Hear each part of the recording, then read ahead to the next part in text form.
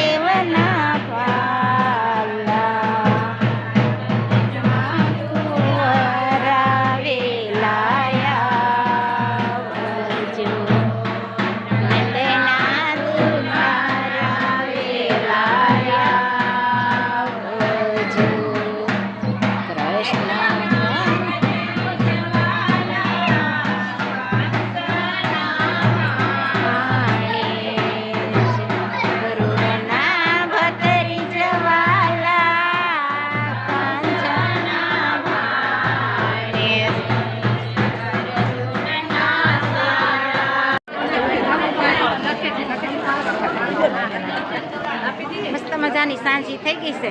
શું કર્યું? સારું છે ને? હમણાં તો લાડવા ઉપર લાડવા કેમ? હું હંસાબેન લાડવા ખવાય ગયા? હવે ચા પાણી પીવા આવજો। હવે ચા પાણીનું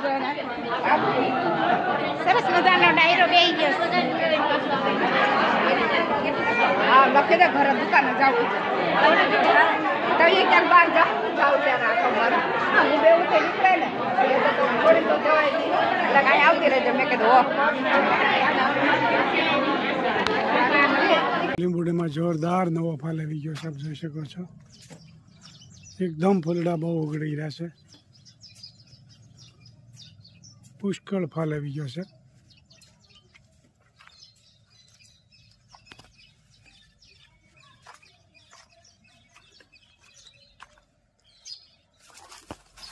નવા ફૂલડા પુષ્કળ પ્રમાણમાં આવી રહ્યા છે, આપ જોઈ શકો છો।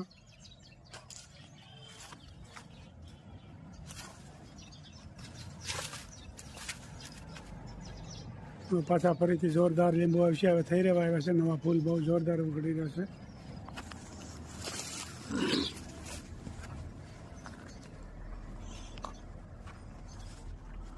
ગલગોટાના ફૂલડા પણ ઉગડી રહ્યા છે, દરરોજ મંદિરે લઈ જતા હોય।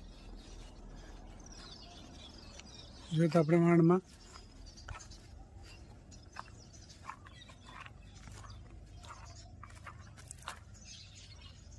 પુષ્કળ પ્રમાણમાં ફૂલ ઉગડી જશે, જોઈ શકો છો.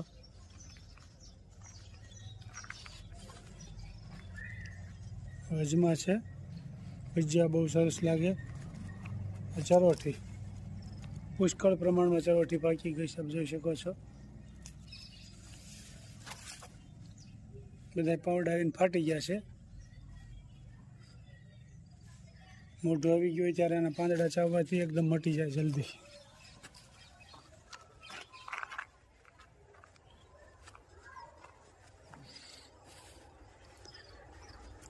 લીંબુડી, મીઠો લીમડો,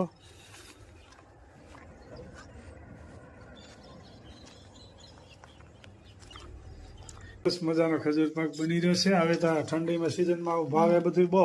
હા, અને આ ખજૂર હોય ને ટુકડા કરવાના, મોઢું બહુ હાલે છે ખાવામાં. ખાવાના, અને પછી ઘીમાં શેકવાનું, અને પછી ઢેફલી કરવી ઢેફલી કરાય, ગોળી વાળવી હોય ગોળી વળાય. સરસ મજાનો ખજૂર પાક બની રહ્યો છે, જોઈ શકો છો. અને આને ઢીલો થાય ને એક રસ થાય ને ત્યાં સુધી શેકાવા દેવાનો ધીમા ગેસે. તદ્દન નવી રેસીપીનો ધડાકો છે આજ તો.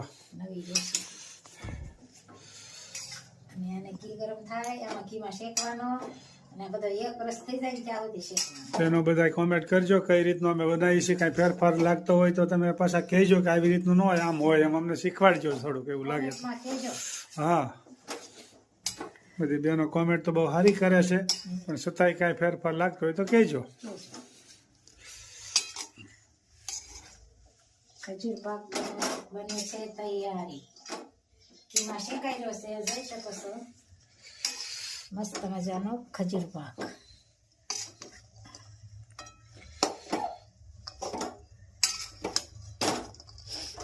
જોઈ શકો છો. અને એક રસ થાય પછી ગોળી વાળશું, એ તને બતાવશે. બરાબર. મસ્ત મજાનો ખજૂર શેકાઈ ગયો છે. ટોપરાનું શીણ અને બદામનો ભૂકો મિક્સ કરવાનો. ખજૂર ભાઈ તૈયાર થઈ ગયો. ખજૂર પાક ને ખજૂર પાક, ટોપરાનો ભૂકો અને બદામનો ભૂકો મિક્સ કરીને પછી ગોળીઓ વાળવાની.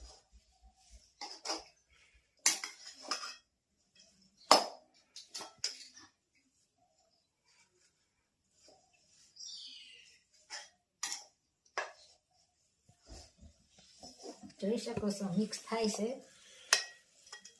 ખજૂર તૈયાર થઈ ગયો ભાઈ. હા, અને ગોળીઓ વાળવાની પછી.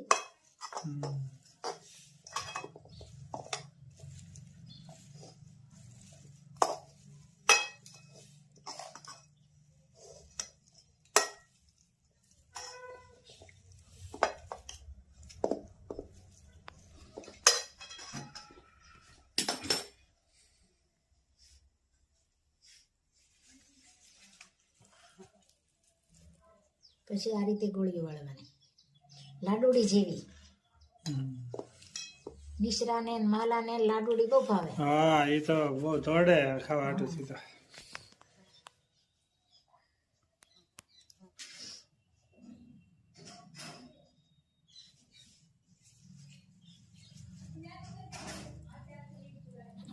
આ રીતે ગોળીઓ વાળવાની. આપણે મુંગરી લાડુડીને આ રીતે જ વાળીએ.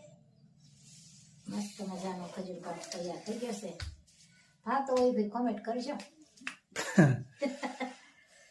સરસ મજાનો ખજૂર પાક તૈયાર થઈ ગયો છે. પૂરી વણાઈ ગઈ છે અને કચોરી ભરાય છે. એક શેકાઈ પણ ગઈ છે. બરોબર. કચોરી એમ ને? કચોરી તદ્દન નવી રેસીપીનો ધડાકો છે, આ જોઈ શકો છો.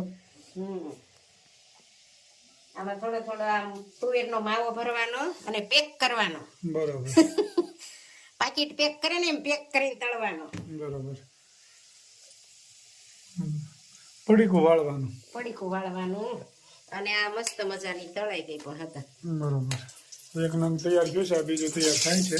બીજું તૈયાર થાય છે. અને ધીમે ગેસે તળવી પડે. બરોબર. એટલે વાર લાગે થોડીક. એનો માવો છે. આ માવો, આ પૂરી અને આ કચોરી. સરસ મજાનું તળાવ મળી છે. મસ્ત મજાની.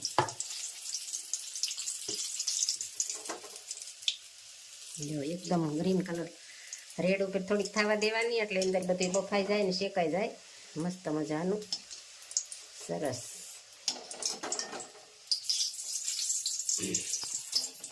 તૈયાર થઈ ગઈ ને તૈયાર થઈ ગઈ હવે સરસ મજાની કચોરી જમવા પણ બેસી જાય છે ગરમા ગરમ